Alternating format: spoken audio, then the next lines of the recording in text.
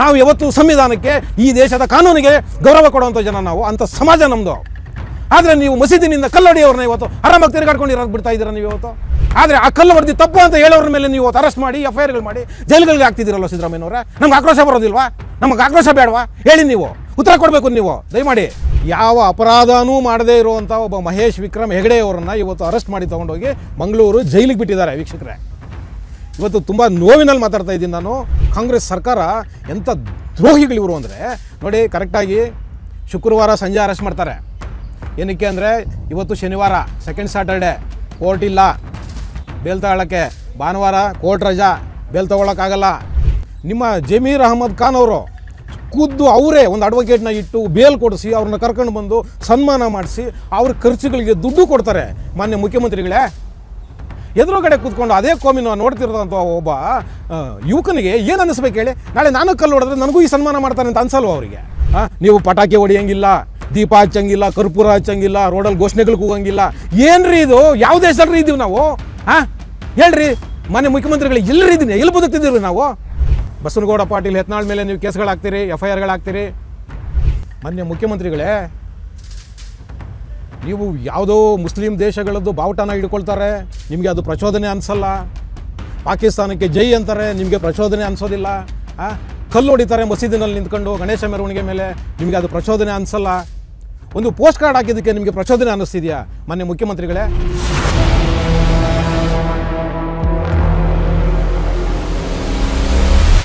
TV ವಿಕ್ರಮದ ಪ್ರೀತಿಯ ನೋಡುಗರಿಗೆ ಯಕ್ಷಿವಾಲ ಕಾರ್ಯಕ್ರಮಕ್ಕೆ ಸ್ವಾಗತ. ನಾನು ನಿಮ್ಮ ನರಸಿಂಹಮೂರ್ತಿ. ವೀಕ್ಷಕರೇ, ನಿಮಗೆ ಗೊತ್ತು, TV ವಿಕ್ರಮ ಸತತವಾಗಿ ಧರ್ಮದ ವಿಚಾರ ಮತ್ತು ದೇಶದ ವಿಚಾರವಾಗಿ ಏನಾದರೂ ಸಮಸ್ಯೆಗಳಾದಾಗ ತುಂಬ ದೊಡ್ಡ ಮಟ್ಟದಲ್ಲಿ ಧ್ವನಿ ಎತ್ತುತ್ತಿರ್ತಕ್ಕಂತಹ ಒಂದು ಯೂಟ್ಯೂಬ್ ಚಾನಲ್ ಆಗಿದೆ. ಇವತ್ತು ಅದರ ಮುಖ್ಯಸ್ಥರಾದಂತಹ ಮಹೇಶ್ ವಿಕ್ರಮ್ ಹೆಗಡೆ ಅವರನ್ನು ಈ ಕರ್ನಾಟಕದ ಧರ್ಮದ್ರೋಹಿ ಕಾಂಗ್ರೆಸ್ ಸರ್ಕಾರ ಇವತ್ತು ಬಂಧನ ಮಾಡುವುದರ ಮುಖಾಂತರ ಒಂದು ಹಿಂದೂ ವಿರೋಧಿ ಕಾರ್ಯಕ್ಕೆ ಕೈ ಹಾಕಿದೆ. ಸ್ನೇಹಿತರೆ, ಏನಕ್ಕಪ್ಪ ಮಹೇಶ್ ವಿಕ್ರಮ್ ಹೆಗಡೆ ಅವರನ್ನು ಬಂಧನ ಮಾಡಿದೆ ಅಂದರೆ, ವೀಕ್ಷಕರೇ ನೋಡಿ, TV ವಿಕ್ರಮ ಥರನೇ ಪೋಸ್ಟ್ ಕಾರ್ಡ್ ಅನ್ನೋ ಇನ್ನೊಂದು ಚಾನಲ್ ಕೂಡ ಇದೆ. ಅದರ ಮುಖ್ಯಸ್ಥರು ಕೂಡ ಮಹೇಶ್ ವಿಕ್ರಮ್ ಹೆಗಡೆ ಅವರು. ಏನು ಮೊನ್ನೆ ನಮ್ಮ ಮದ್ದೂರಿನಲ್ಲಿ ಒಂದು ಗಣೇಶ ಪೆಂಡಾಲ್ ಮೇಲೆ ಏನು ಕಲ್ಲು ಹೊಡೆದಿದ್ರಲ್ವ, ಅದ್ರ ವಿಚಾರವಾಗಿ ಒಂದು ಪೋಸ್ಟರನ್ನು ಪೋಸ್ಟ್ ಕಾರ್ಡ್ನಲ್ಲಿ ಪೋಸ್ಟ್ ಮಾಡಿದರು. ಆ ಪೋಸ್ಟರಲ್ಲಿ ಏನಪ್ಪ ಇತ್ತು ಅಂದರೆ, ಯಾವ ಮಸೀದಿಯಿಂದ ಮುಸಲ್ಮಾನ್ ಪುಂಡ್ರು ಕಲ್ಲು ಹೊಡಿತಾರೆ ಆ ಮಸೀದಿಗೆ ದಯವಿಟ್ಟು ಒಂದು ಸರಿ JCBನ ನುಗ್ಗಿಸಿ, ಇನ್ನು ಯಾವತ್ತೂ ಕೂಡ ಇಂಥ ಘಟನೆಗಳು ನಡೆಯೋದಿಲ್ಲ ಅಂತ ಹೇಳ್ಬಿಟ್ಟು ಸರ್ಕಾರಕ್ಕೆ ಒಂದು ಸೂಚನೆಯ ರೂಪದಲ್ಲಿ ಒಂದು ಸಂದೇಶನ ಆ ಪೋಸ್ಟ್ ಕಾರ್ಡ್ನಲ್ಲಿ ಹಾಕಿ ಒಂದು ಸಂದೇಶನ ಸೋಷಿಯಲ್ ಮೀಡಿಯಾದಲ್ಲಿ ಹಾಕಿದರು. ವೀಕ್ಷಕರೇ, ಈ ಒಂದು ಸಣ್ಣ ಕಾರಣಕ್ಕೋಸ್ಕರ ಇವತ್ತು ಕಾಂಗ್ರೆಸ್ ಸರ್ಕಾರ ಮಹೇಶ್ ವಿಕ್ರಮ್ ಹೆಗಡೆ ಅವರನ್ನು ಅರೆಸ್ಟ್ ಮಾಡಿದೆ. ಇದರಲ್ಲಿ ಏನು ತಪ್ಪಿದೆ ಅಂತ ಹೇಳ್ಬಿಟ್ಟು ಅದರ ವಿವೇಚನೆ ನಿಮಗೆ ಬಿಡ್ತೀನಿ. ನಾನು ಹೇಳಿದ್ದೀನಿ ಆ ಪೋಸ್ಟ್ ಕಾರ್ಡಲ್ಲಿ ಏನಿತ್ತು ಅಂತ ಮತ್ತೊಂದು ಸರಿ ಹೇಳ್ತೀನಿ. ಆ ಪೋಸ್ಟ್ ಕಾರ್ಡಲ್ಲಿ ಏನಪ್ಪ ಇತ್ತು ಅಂದರೆ, ಮದ್ದೂರಿನ ಗಣೇಶ ಮೆರವಣಿಗೆ ಮೇಲೆ ಏನು ಒಂದು ಮೆರವಣಿಗೆ ಬರ್ತಾಯಿತ್ತು, ಆ ಮೆರವಣಿಗೆ ಮೇಲೆ ಕೆಲವು ಮುಸಲ್ಮಾನ್ ಗೂಂಡಾಗಳು ಮಸೀದಿಯಲ್ಲಿ ನಿಂತ್ಕೊಂಡು ಕಲ್ಲುಗಳನ್ನ ಎಸೆದಿದ್ರು. ಅದರ ವಿಚಾರನ ಇಟ್ಕೊಂಡು, ನೀವು ಮುಂದೆ ಇಂಥ ಘಟನೆಗಳು ನಡೀಬಾರ್ದು ಅಂದರೆ ಯಾವ ಮಸೀದಿಯಿಂದ ಕಲ್ಲು ಬರುತ್ತೆ ಆ ಮಸೀದಿಗೆ ಒಂದು ಸಲ JCBನ ನುಗ್ಗಿಸಿ ಅಂತ ಹೇಳಿ ಸರ್ಕಾರಕ್ಕೆ ಒಂದು ಸಲಹೆಯ ರೂಪದಲ್ಲಿ ಒಂದು ವಿಷಯನ ಪೋಸ್ಟ್ ಕಾರ್ಡಲ್ಲಿ ಹಾಕಿದರು. ವೀಕ್ಷಕರೇ, ಇದರಲ್ಲಿ ಏನು ತಪ್ಪಿದೆ? ಮಹೇಶ್ ವಿಕ್ರಮ್ ಹೆಗಡೆ ಅವರು ಯಾವುದೇ ಕಾರಣಕ್ಕೂ ಸಾರ್ವಜನಿಕರಿಗೆ ಈ ಸಂದೇಶನ ಕಳಿಸಿಲ್ಲ. ಸಾರ್ವಜನಿಕರಿಗೆ ಮಹೇಶ್ ವಿಕ್ರಮ್ ಹೆಗಡೆ ಅವರು JCBಗಳನ್ನ ತಗೊಂಡೋಗಿ ಮಸೀದಿಗೆ ನುಗ್ಗಿಸಿ ಅಂತ ಹೇಳಿ ಸಾರ್ವಜನಿಕರಿಗೆ ಈ ವಿಷಯನ ಹೇಳಿ ಸಾರ್ವಜನಿಕರಿಗೆ ಪ್ರಚೋದನೆ ಮಾಡೋಂಥ ಯಾವ ಹೇಳಿಕೆಯೂ ಇಲ್ಲ. ಅದು ಕೇವಲ ಸರ್ಕಾರಕ್ಕೆ ಕಳಿಸಿರೋ ಒಂದು ಸಂದೇಶ. ಅಂದರೆ ಸರ್ಕಾರಕ್ಕೆ ಒಂದು ಸಲಹೆಯ ರೂಪದಲ್ಲಿ ಅವರು ಹೇಳಿರೋದು. ಏನು ತಪ್ಪಿದೆ ಇದರಲ್ಲಿ?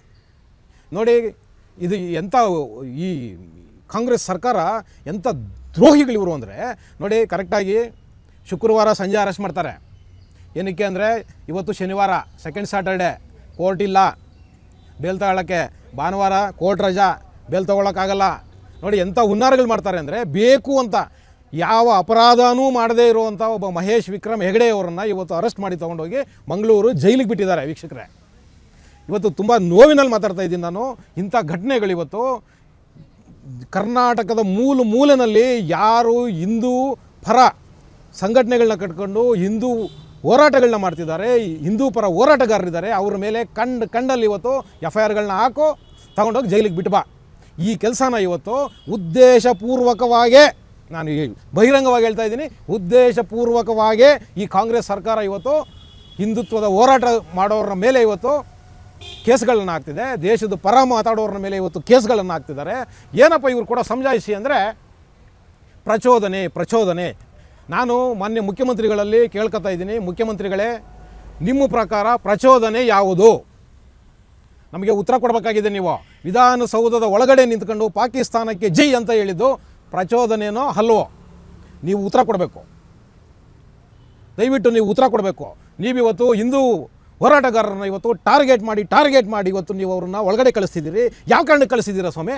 ನಾವು ಯಾವ ದೇಶದಲ್ಲಿದ್ದೀವಿ ಸ್ವಾಮಿ? ಮುಖ್ಯಮಂತ್ರಿಗಳೇ ಉತ್ತರ ಕೊಡಬೇಕು. ನೀವು ಯಾವ ದೇಶದಲ್ಲಿದ್ದೀವಿ ನಾವು?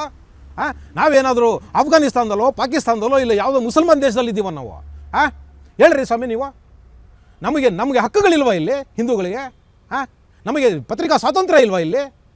ನಾವು ನಮ್ಮ ಅಭಿಪ್ರಾಯಗಳನ್ನ ವ್ಯಕ್ತಪಡಿಸಬಾರ್ದು ಮುಖ್ಯಮಂತ್ರಿಗಳೇ? ದಯಮಾಡಿ ನೀವು ಉತ್ತರ ಕೊಡಬೇಕು. ನಮ್ಮ ಅಭಿಪ್ರಾಯಗಳಿಗೆ ಬೆಲೆನೇ ಇಲ್ವಾ ಇಲ್ಲಿ? ನಮ್ಮ ಹೋರಾಟಕ್ಕೆ ಏನು ಕಿಂಚಿತ್ತು ನಿಮ್ಮ ಹತ್ರ ಮರ್ಯಾದೆನೇ ಇಲ್ವಾ? ಅಲ್ಲ ಸ್ವಾಮಿ, ಒಂದು 100 ಜನ ಸೇರಿಕೊಂಡು ಒಂದು ಮೆರವಣಿಗೆ ಮಾಡ್ತೀವಿ ಅಂದರೆ ನೀವು ಮಾಡಬೇಡಿ ಅಂತ ಹೇಳ್ತೀರಿ, ಪ್ರಚೋದನೆ ಮಾಡ್ತೀರಿ ಅಂತ ಹೇಳ್ತೀರಿ. ಒಂದು ಈದ್ ಮೆರವಣಿಗೆ ಮಾಡೋದಕ್ಕೆ ನೀವು ಆರಾಮಾಗಿ ಪರ್ಮಿಷನ್ ಕೊಟ್ಬಿಡ್ತೀರಿ. ಅವ್ರು ಎಲ್ಲಿ ಬೇಕಾದರೂ ಕೂತ್ಕೊಂಡು ಹೋಗ್ಬೋದು, ಶಿಳ್ಳೆ ಹೊಡಿಬೋದು, ಏನು ನಿಮ್ಗೆ ಅಭ್ಯಂತರನೇ ಇಲ್ಲ. ಆದರೆ ಒಂದು ಗಣೇಶ ಮೆರವಣಿಗೆ ಇವತ್ತು ಒಂದು ಮಸೀದಿ ಮುಂದೆ ಬರೋದಾದರೆ ನೀವು ಬರಬಾರ್ದು ಮಸೀದಿ ಮುಂದೆ ಅಂತ ಹೇಳ್ತೀರಿ, ಅಲ್ಲಿ ಸೌಂಡ್ ಮಾಡಬಾರ್ದು ಅಂತ ಹೇಳ್ತೀರಿ. ಯಾವ ದೇಶದಲ್ಲಿದ್ದೀವಿ ಸ್ವಾಮಿ ನಾವು? ಹೇಳಿ ಸಿದ್ದರಾಮಯ್ಯನವರೇ, ಎಲ್ಲಿದ್ದೀವಿ ನಾವು ಬಹುಸಂಖ್ಯಾತರು ಸ್ವಾಮಿ ಈ ದೇಶದಲ್ಲಿ. ನಾವು ಯಾರಿಗೋ ಹೆದರ್ಕೊಂಡು ಇವತ್ತು ಗಣೇಶನ ಇಡಬೇಕಾಗಿದೆ, ಗಣೇಶ ಮೆರವಣಿಗೆ ಮಾಡಬೇಕಾಗಿದೆ. ನಮ್ಮ ಧಾರ್ಮಿಕ ಕಾರ್ಯಕ್ರಮಗಳು ಮಾಡುವಾಗ ನೀವು ಜನ ಸೇರೋದಕ್ಕಿಂತ ಪೊಲೀಸವ್ರನ್ನೇ ಹಾಕಿರ್ತೀರಿ. ಯಾಕೆ ಸ್ವಾಮಿ ನೀವು ಇಂಥ ಒಂದು ಭೀತಿನ ಸೃಷ್ಟಿ ಮಾಡ್ತಾ ಇದ್ದೀರಾ ಮುಖ್ಯಮಂತ್ರಿಗಳೇ? ಹೇಳಿ ನೀವು. ಮಾನ್ಯ ಮುಖ್ಯಮಂತ್ರಿಗಳೇ, ನೀವು ಯಾವುದೋ ಮುಸ್ಲಿಂ ದೇಶಗಳದ್ದು ಬಾವುಟನ ಹಿಡ್ಕೊಳ್ತಾರೆ, ನಿಮಗೆ ಅದು ಪ್ರಚೋದನೆ ಅನಿಸಲ್ಲ. ಪಾಕಿಸ್ತಾನಕ್ಕೆ ಜೈ ಅಂತಾರೆ, ನಿಮಗೆ ಪ್ರಚೋದನೆ ಅನಿಸೋದಿಲ್ಲ.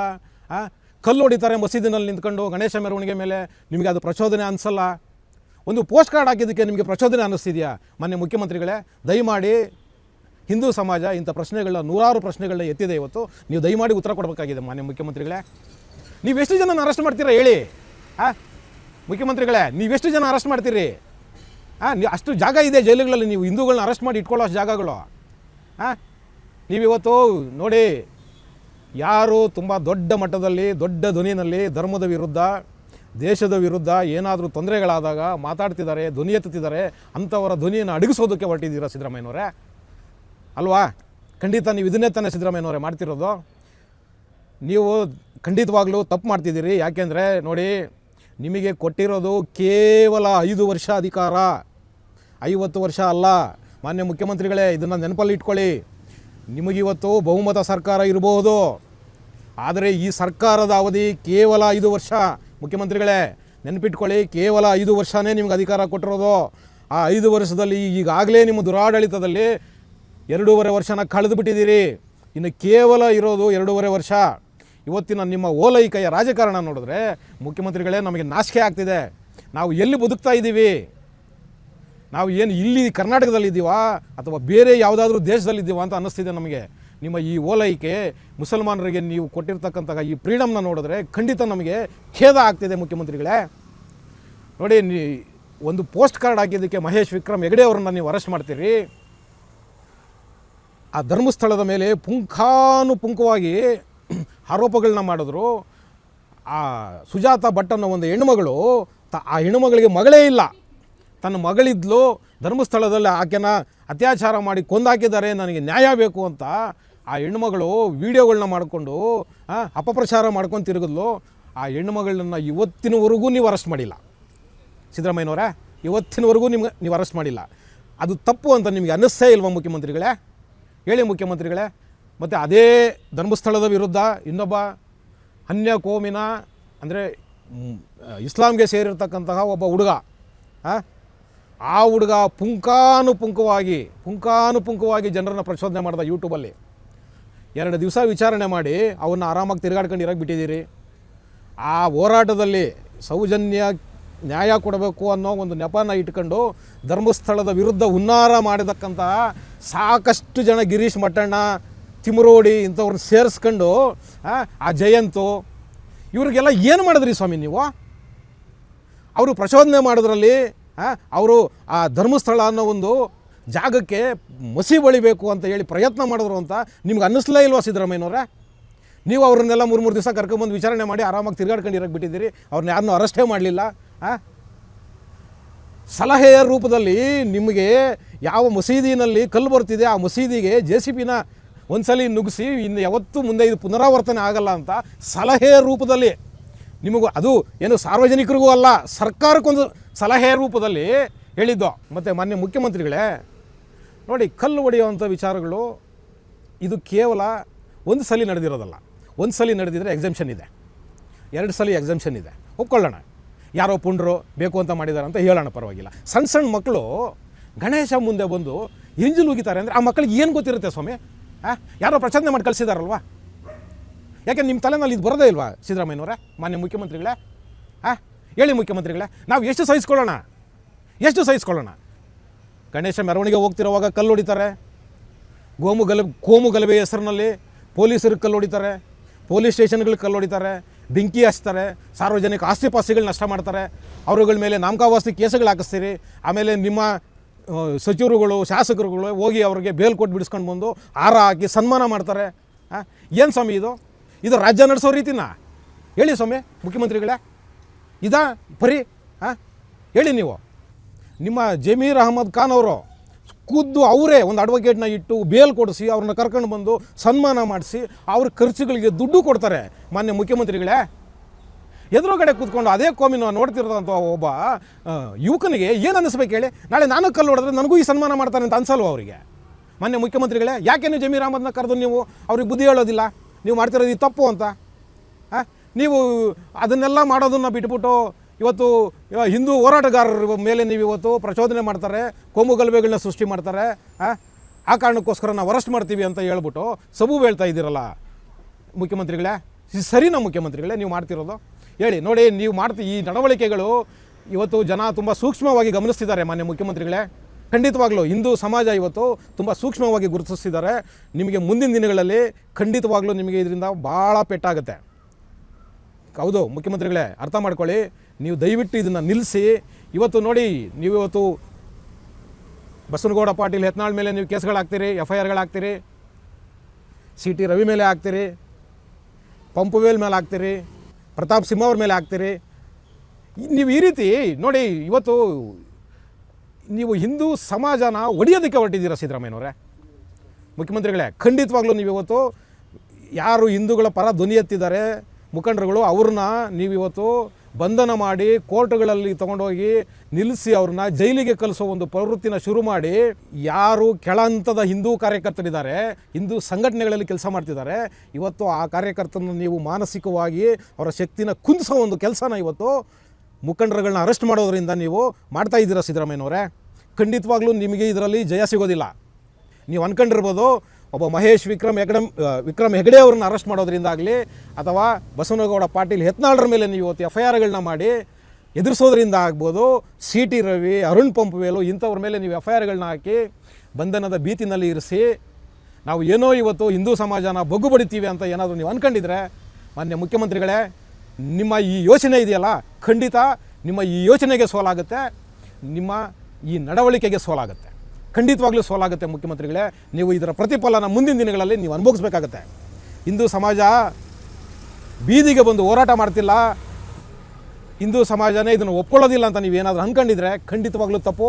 ಹಿಂದೂ ಸಮಾಜ ಯಾವತ್ತೂ ಶಾಂತವಾಗಿರುತ್ತೆ.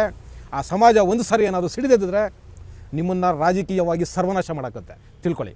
ಮತ್ತು ಮಾನ್ಯ ಮುಖ್ಯಮಂತ್ರಿಗಳೇ ನೋಡಿ, ಈ ರಾಜ್ಯದಲ್ಲಿ ಮತ್ತು ಈ ದೇಶದಲ್ಲಿ ಮೆರವಣಿಗೆಗಳು ಮಾಡೋದು ಬರೀ ಹಿಂದೂಗಳೇ ಅಲ್ಲ, ಅದು ನಿಮಗೂ ಗೊತ್ತಿದೆ. ಮುಸಲ್ಮಾನರು ಮೆರವಣಿಗೆ ಮಾಡ್ತಾರೆ, ಈದ್ ಮೆರವಣಿಗೆ ಮಾಡ್ತಾರೆ, ಬೇರೆ ಬೇರೆ ರೀತಿ ಮೆರವಣಿಗೆಗಳು ಮಾಡ್ತಾರೆ. ಕ್ರಿಶ್ಚಿಯನ್ ಕಮ್ಯುನಿಟಿಯವರು ಈ ದೇಶದಲ್ಲಿ ಮೆರವಣಿಗೆಗಳು ಮಾಡ್ತಾರೆ. ಯಾವತ್ತಾದರೂ ಇತಿಹಾಸ ತೆಗೆದು ನೋಡಿ, ಎಲ್ಲಿಯಾದರೂ ಹಿಂದೂ ಸಮಾಜ ಅನ್ಯ ಕೋಮಿನವರು ಮಾಡ್ತಕ್ಕಂತಹ ಕಾರ್ಯಕ್ರಮಗಳಲ್ಲಾಗಲಿ, ಮೆರವಣಿಗೆಗಳಲ್ಲಾಗಲಿ, ಅವರ ನಮಾಜ್ಗಳಲ್ಲಾಗಲಿ ಅಥವಾ ಚರ್ಚ್ಗಳ ಮೇಲೆ ಆಗಲಿ ಎಲ್ಲಾದರೂ ಒಂದೇ ಒಂದು ಕಲ್ಲು ತೂರಿರೋ ಉದಾಹರಣೆಗಳಿದ್ರೆ ಹೇಳಿ ಸಿದ್ದರಾಮಯ್ಯನವರೇ. ಈ ಸಮಾಜ ಇವತ್ತು ಶಾಂತಿನ ಬಯಸುತ್ತೆ, ಈ ಸಮಾಜ ಇವತ್ತು ಸೌಹಾರ್ದನ ಬಯಸುತ್ತೆ, ಈ ಸಮಾಜ ಇವತ್ತು ಸೋದರತ್ವನ ಬಯಸುತ್ತೆ. ಆದರೆ ಇವತ್ತು ಏನಾಗ್ತಿದೆ ಸಮಾಜದಲ್ಲಿ, ಅನ್ಯ ಕೋಮಿನ ಜನ ಇವತ್ತು ಹಿಂದೂ ಸಮಾಜದ ಮೇಲೆ ದೌರ್ಜನ್ಯಗಳು ಮಾಡ್ತಿದ್ದಾರೆ, ದಬ್ಬಾಳಿಕೆಗಳು ಮಾಡ್ತಿದ್ದಾರೆ. ಇದನ್ನು ವಿರೋಧ ಮಾಡಿದ್ರೆ ನೀವು ಇವತ್ತು ವಿರೋಧ ಮಾಡಿದವ್ರ ವಿರುದ್ಧ ನೀವು ಕೇಸ್ಗಳನ್ನ ಹಾಕ್ತಿದ್ದೀರಾ. ಇದು ಎಷ್ಟರ ಮಟ್ಟಿಗೆ ಸರಿ ಅನಿಸುತ್ತೆ ಸಿದ್ದರಾಮಯ್ಯನವರೇ? ನೀವು ಯೋಚನೆ ಮಾಡಿ, ಒಂದು ಸರ್ಕಾರವಾಗಿ, ಒಂದು ಸರ್ಕಾರದ ಭಾಗ ನೀವಿದ್ದೀರಿ, ನೀವು ಮುಖ್ಯಮಂತ್ರಿ ಸ್ಥಾನದಲ್ಲಿ ಕೂತಿದ್ದೀರಿ. ನೀವು ಯೋಚನೆ ಮಾಡಿ, ಇದನ್ನು ಯಾವುದು ಸರಿ ಯಾವುದು ತಪ್ಪು ಅನ್ನೋ ವಿವೇಚನೆ ನಿಮ್ಗೆ ಇಲ್ವಾ ಸಿದ್ದರಾಮಯ್ಯನವರೇ? ಯಾಕೆ ನೀವು ವಿವೇಚನೆ ಕಳ್ಕೊಂಡ್ಬಿಟ್ಟಿದ್ದೀರಾ? ನಿಮ್ಮ ಕುರ್ಚಿ ಕಳೆದೋಗ್ತಿದೆ ಅಂತ ಹೇಳ್ಬಿಟ್ಟು ನೀವು ವಿವೇಚನ ರಹಿತವಾಗಿ ವರ್ತನೆ ಮಾಡ್ತಾ ಇದ್ದೀರಾ. ಇವತ್ತು ಒಂದು ಕೋಮಿನ ಪರ ನಿಂತಿದ್ದೀರಾ ನೀವು. ಇವತ್ತು ಇಡೀ ನಿಮ್ಮ ಸರ್ಕಾರ ಇವತ್ತು ಒಂದು ಕೋಮಿನ ಪರ ನಿಂತು ಕೆಲಸ ಮಾಡ್ತಿದೆ. ಅದರ ಪರಿಣಾಮ ಇವತ್ತು ಹಿಂದೂ ಮುಖಂಡರನ್ನ ಅರೆಸ್ಟ್ ಮಾಡ್ತಿದ್ದೀರಿ ನೀವು. ಪ್ರತಿಭಟನೆ ಮಾಡೋದು ನಮ್ಮ ಹಕ್ಕಲ್ವಾ? ಸಂವಿಧಾನ ನಮಗೆ ಕೊಟ್ಟಿರೋ ಹಕ್ಕಲ್ವಾ ಅದು? ಪ್ರತಿಭಟನೆ ಮಾಡೋದೇ ತಪ್ಪಾ ಸಿದ್ದರಾಮಯ್ಯನವರೇ? ಹೇಳಿ. ನೀವಿವತ್ತು ನಮ್ಮ ವಾಕ್ ಸ್ವಾತಂತ್ರ್ಯನ ಕಿತ್ಕೊಳ್ತಾ ಇಲ್ವಾ ನೀವು? ನಮ್ಮ ಪತ್ರಿಕಾ ಸ್ವಾತಂತ್ರ್ಯನ ಕಿತ್ಕೊಳ್ತಾ ಇಲ್ವಾ ನೀವು? ಹೇಳಿ. ನೀವು ಎಷ್ಟು ಜನರನ್ನ ಅರೆಸ್ಟ್ ಮಾಡ್ಬೋದು ಸಿದ್ದರಾಮಯ್ಯನವರೇ? ನೀವು ಎಷ್ಟು ಜೈಲುಗಳನ್ನ ಕಟ್ಸ್ಬೋದು ಹೇಳಿ? ನಾವೇನು ಗುಲಾಮ್ಗಿರಿಯಲ್ಲಿದ್ದೀವಾ? ಯೋಚನೆ ಮಾಡಿ ನೀವು. ನಾವು ಗುಲಾಮ್ಗಿರಿಯಲ್ಲಿ ಇಲ್ಲ ಕಣ್ರಿ, ನಾವು ಸಂವಿಧಾನದ ಅಡಿನಲ್ಲಿದ್ದೀವಿ. ಹೌದು, ಈ ದೇಶದ ಸಂವಿಧಾನನ ಒಪ್ಕೊಂಡು ನಾವು ಕೆಲಸ ಮಾಡ್ತಾ ಇದ್ದೀವಿ. ಇವತ್ತು ನಾವು ಯಾವತ್ತು ಸಂವಿಧಾನಕ್ಕೆ, ಈ ದೇಶದ ಕಾನೂನಿಗೆ ಗೌರವ ಕೊಡುವಂಥ ಜನ ನಾವು. ಅಂಥ ಸಮಾಜ ನಮ್ಮದು. ಆದರೆ ನೀವು ಮಸೀದಿನಿಂದ ಕಲ್ಲೊಡೆಯವ್ರನ್ನ ಇವತ್ತು ಆರಾಮಾಗಿ ತಿರುಗಾಡ್ಕೊಂಡಿರೋದು ಬಿಡ್ತಾ ಇದ್ದೀರಾ ನೀವು ಇವತ್ತು. ಆದರೆ ಆ ಕಲ್ಲು ಹೊಡೆದು ತಪ್ಪು ಅಂತ ಹೇಳೋರ ಮೇಲೆ ನೀವು ಅರೆಸ್ಟ್ ಮಾಡಿ FIRಗಳು ಮಾಡಿ ಜೈಲುಗಳಿಗೆ ಹಾಕ್ತಿದ್ದೀರಲ್ಲ ಸಿದ್ದರಾಮಯ್ಯನವರೇ. ನಮ್ಗೆ ಆಕ್ರೋಶ ಬರೋದಿಲ್ವಾ? ನಮಗೆ ಆಕ್ರೋಶ ಬೇಡವಾ? ಹೇಳಿ, ನೀವು ಉತ್ತರ ಕೊಡಬೇಕು. ನೀವು ದಯಮಾಡಿ. ನಾವಿಲ್ಲಿ ಯಾರನ್ನೂ ದೋಷ ಮಾಡ್ತಿಲ್ಲ, ಯಾವ ಸಮಾಜನೂ ದೋಷ ಮಾಡ್ತಿಲ್ಲ, ಯಾವ ಧರ್ಮದವ್ರನ್ನೂ ದೋಷಿಸ್ತಾ ಇಲ್ಲ. ಇಲ್ಲಿ ಯಾವ ಸಮಾಜ ತುಂಬ ಶಾಂತಿನ ಬಯಸುತ್ತೆ, ಸಹೋದರತ್ವನ ಬಯಸುತ್ತೆ, ಆ ಸಮಾಜದ ಮೇಲೆ ಇವತ್ತು ಪದೇ ಪದೇ ದಬ್ಬಾಳಿಕೆಗಳಾಗ್ತಿದೆ, ಪದೇ ಪದೇ ದೌರ್ಜನ್ಯಗಳಾಗ್ತಿದೆ. ಎಷ್ಟು ಸಹಿಸ್ಕೊಳ್ಳೋಣ ಇದನ್ನು ಹೇಳಿ? ದಯಮಾಡಿ ನೀವು ಉತ್ತರ ಕೊಡಬೇಕು. ಇದಕ್ಕೆ ಸರಿಯಾದ ಪರಿಹಾರಗಳನ್ನ ನೀವು ಹುಡುಕಬೇಕು ಸಿದ್ದರಾಮಯ್ಯನವರೇ. ನೀವು ಏನು ಇವತ್ತು ಈ ಗಣೇಶ ಹಬ್ಬ ಶುರುವಾದಾಗಿಂದ ಇವತ್ತಿನ ತನಕ ಯಾರ್ಯಾರ ಮೇಲೆ, ಹಿಂದೂ ಮುಖಂಡರ ಮೇಲೆ ನೀವು FIRಗಳು ಹಾಕಿದ್ದೀರಿ, ಹಿಂದೂ ಕಾರ್ಯಕರ್ತರ ಮೇಲೆ ನೀವು FIRಗಳು ಹಾಕಿದ್ದೀರಿ, ನೀವು ವಾಪಸ್ ತೆಗಿಬೇಕು ಅದನ್ನೆಲ್ಲನೂ. ನೀವು ಕಲ್ಲೊಡೆದವ್ರ ಮೇಲೆ, ಸಮಾಜದಲ್ಲಿ ಅಶಾಂತಿ ಹುಟ್ಟಿಸಿದವ್ರ ಮೇಲೆ, ಪೊಲೀಸವ್ರ ಮೇಲೆ, ಕಲ್ಲೊಡೆದವ್ರಿಗೆ, ಪೊಲೀಸ್ ಸ್ಟೇಷನ್ಗಳಿಗೆ ಬೆಂಕಿ ಹಚ್ಚಿದವ್ರಿಗೆ ನೀವು ಈಸಿಯಾಗಿ ನೀವು ಕೇಸ್ಗಳನ್ನ ವಾಪಸ್ ತಗೋತೀರ ಅನ್ನೋದಾದರೆ, ಯಾರೆಲ್ಲ ಹಿಂದೂ ಹೋರಾಟಗಾರರ ಮೇಲೆ, ಹಿಂದೂ ಕಾರ್ಯಕರ್ತರ ಮೇಲೆ, ಅದೆಲ್ಲೂ ವಿಶೇಷವಾಗಿ ನಮ್ಮ ಹೆಣ್ಮಕ್ಳ ಮೇಲೆ ನೀವು ಇವತ್ತು ಕೇಸ್ಗಳು ಹಾಕಿದ್ದೀರಲ್ಲ, ಅವನ್ನೆಲ್ಲ ವಾಪಸ್ ತೆಗಿಬೇಕು ಇವತ್ತು ನೀವು. ಹೌದು, ನಾನು ದಯವಿಟ್ಟು ನನ್ನ ಕಳಕಳಿಯ ಮನವಿ ಹಿಂದೂ ಸಮಾಜದಲ್ಲಿ, ಯಾಕೆ ಇನ್ನೂ ಸುಮ್ಮನೆ ಕೂತಿದ್ದೀರಿ? ಇದ್ರ ಬಗ್ಗೆ ಧ್ವನಿ ಎತ್ತಿಲ್ಲ. ಯಾಕೆ ಸರ್ಕಾರಕ್ಕೆ ನೀವು ಇದ್ರ ಬಗ್ಗೆ ಮಾತಾಡ್ತಿಲ್ಲ? ದಯವಿಟ್ಟು ಹಿಂದೂ ಸಮಾಜ ಒಗ್ಗೂಡಬೇಕು. ಇಂಥ ನೋಡಿ, ಇದು ಒಂದು ಘನಘೋರ ಕೃತ್ಯಗಳು ಅಂತಲೇ ಹೇಳ್ತೀನಿ ನಾನು. ಹೌದು, ಸರ್ಕಾರ ಇವತ್ತು ನಮ್ಮ ಎಲ್ಲ ಸ್ವಾತಂತ್ರ್ಯನ ಕಿತ್ಕೊಳ್ತಾ ಇದೆ, ನಮ್ಮ ಧಾರ್ಮಿಕ ಹಕ್ಕುಗಳನ್ನ ಕಿತ್ಕೊಳ್ತಾ ಇದೆ, ನಮ್ಮ ಧಾರ್ಮಿಕ ಸ್ವಾತಂತ್ರ್ಯಗಳನ್ನ ಕಿತ್ಕೊಳ್ತಿದೆ, ನಮ್ಮ ಪೂಜಾ ಪದ್ಧತಿಗಳನ್ನ ಕಿತ್ಕೊಳ್ತಾ ಇದೆ. ಹೌದು, ಎಲ್ಲದಕ್ಕೂ ರಿಸ್ಟ್ರಿಕ್ಷನ್ಸ್. ಗಣೇಶ ಇಡ್ತಾ ಇದ್ದೀವಿ ಅಂದರೆ ಪರ್ಮಿಷನ್ ತೊಗೊಳ್ಳಿ. ನೀವು ಇಷ್ಟು ಗಂಟೆಯಿಂದ ಇಷ್ಟು ಗಂಟೆಗೆ ಪೂಜೆ ಮಾಡಬೇಕು, ಇಷ್ಟು ಗಂಟೆಯಿಂದ ಇಷ್ಟು ಗಂಟೆಗೆ ಮೈಕ್ ಹಾಕಬೇಕು, ನೀವು ಪಟಾಕಿ ಹೊಡೆಯಂಗಿಲ್ಲ, ದೀಪ ಹಚ್ಚಂಗಿಲ್ಲ, ಕರ್ಪೂರ ಹಚ್ಚಂಗಿಲ್ಲ, ರೋಡಲ್ಲಿ ಘೋಷಣೆಗಳು ಕೂಗಂಗಿಲ್ಲ. ಏನ್ರಿ ಇದು? ಯಾವ ದೇಶದಲ್ಲಿ ಇದ್ದೀವಿ ನಾವು? ಹೇಳ್ರಿ, ಮನೆ ಮುಖ್ಯಮಂತ್ರಿಗಳು ಎಲ್ಲರೂ ಇದ್ದೀನಿ, ಎಲ್ಲಿ ಬದುಕ್ತಿದ್ದೀವಿ ನಾವು? ಯಾವ ದೇಶದಲ್ಲಿ ಇದ್ದೀವಿ ನಾವು? ನಮಗೇನು ಫ್ರೀಡಮೇ ಇಲ್ವಾ? ದಯವಿಟ್ಟು ಮಾನ್ಯ ಮುಖ್ಯಮಂತ್ರಿಗಳಲ್ಲಿ ನನ್ನ ಕಳಕಳಿಯ ಮನವಿ, ದಯಮಾಡಿ ನೀವು 2.5 ವರ್ಷ ಆಗಿದೆ ನಿಮ್ಮ ಸರ್ಕಾರ ಬಂದು, ಸಾಕಷ್ಟು ಹಿಂದೂ ವಿರೋಧಿ ಧೋರಣೆಗಳನ್ನ ತೋರಿದ್ದೀರಿ. ನೀವು ಮುಸಲ್ಮಾನರಿಗೆ ನೀವು ಫ್ರೀ ಹ್ಯಾಂಡ್ ಕೊಟ್ಟಿದ್ದೀರಿ. ದಯವಿಟ್ಟು ನನ್ನ ಕಳಕಳಿಯ ಮನವಿ, ಇನ್ನು ಮುಂದಿನ ದಿನಗಳಲ್ಲಾದರೂ ದಯವಿಟ್ಟು ನೀವು ನ್ಯಾಯಯುತವಾಗಿ ನಡ್ಕೊಳ್ಳಿ. ನಾವೇನು ಹಿಂದೂ ಪರ ನಿಂತ್ಕೊಳ್ಳಿ ಅಂತ ಹೇಳಲ್ಲ, ಖಂಡಿತ ನಾವು ಹೇಳಲ್ಲ ನೀವು ನಮ್ಮ ಪರ ನಿಲ್ಲಿ, ಅವ್ರ ಪರ ನಿಲ್ಲಿ ಅಂತ. ನೀವು ಯಾರ ಪರನೂ ನಿಲ್ಲಬೇಡಿ. ಯಾಕೆಂದರೆ ನೀವು ಕರ್ನಾಟಕದ ಮುಖ್ಯಮಂತ್ರಿ, ಪ್ರತಿಯೊಬ್ಬ ನಾಗರಿಕನಿಗೂ ನೀವೇ ಮುಖ್ಯಮಂತ್ರಿ, ಪ್ರತಿಯೊಬ್ಬ ಪ್ರಜೆಗೂ ನೀವೇ ಮುಖ್ಯಮಂತ್ರಿ. ಅದಕ್ಕೋಸ್ಕರ ನಿಮ್ಮಲ್ಲಿ ಕೇಳ್ತಾ ಇದ್ದೀನಿ, ದಯವಿಟ್ಟು ಮುಂದಿನ ದಿನಗಳಲ್ಲಿ ಇದನ್ನು ಸರಿ ಮಾಡ್ಕೊಳ್ಳಿ. ಯಾವೆಲ್ಲ ಹಿಂದೂ ಕಾರ್ಯಕರ್ತರ ಮೇಲೆ, ಹಿಂದೂ ಮುಖಂಡರ ಮೇಲೆ ನೀವು ಕೇಸ್ಗಳು ಹಾಕಿದ್ದೀರಿ, ದಯವಿಟ್ಟು ನೀವು ಅದನ್ನು ವಾಪಸ್ ತೊಗೊಳ್ಬೇಕು ಅಂತ ನಿಮ್ಮನ್ನು ಮನವಿ ಮಾಡ್ಕೊಳ್ಳೋದ್ರ ಮುಖಾಂತರ ಇವತ್ತಿನ ಟ್ಯಾಕ್ಸಿವಾಲ ಕಾರ್ಯಕ್ರಮವನ್ನು ಮುಗಿಸ್ತಾ ಇದ್ದೀನಿ. ಶೇರ್ ಮಾಡಿ, ಸಬ್ಸ್ಕ್ರೈಬ್ ಮಾಡಿ, ಲೈಕ್ ಮಾಡಿ, ಹೆಚ್ಚೆಚ್ಚು ಕಾಮೆಂಟ್ ಮಾಡೋದರ ಮುಖಾಂತರ ನಮ್ಮನ್ನು ಪ್ರೋತ್ಸಾಹಿಸ್ತೀರಿ. ಟಿವಿ ವಿಕ್ರಮ, ದೇಶ ನಿಮ್ಮ ಕೈಯಲ್ಲಿ. ಈ ಕಾರ್ಯಕ್ರಮ ನಿಮಗೆ ಇಷ್ಟ ಆಗಿದ್ದಲ್ಲಿ ಲೈಕ್, ಶೇರ್ ಹಾಗೂ ಕಮೆಂಟ್ ಮಾಡಿ. ಟಿವಿ ವಿಕ್ರಮದ ಕಾರ್ಯಕ್ರಮಗಳನ್ನು ನಿರಂತರವಾಗಿ ವೀಕ್ಷಿಸಲು ಸಬ್ಸ್ಕ್ರೈಬ್ ಮಾಡಿ, ಬೆಲ್ ಐಕನ್ ಒತ್ತಿ.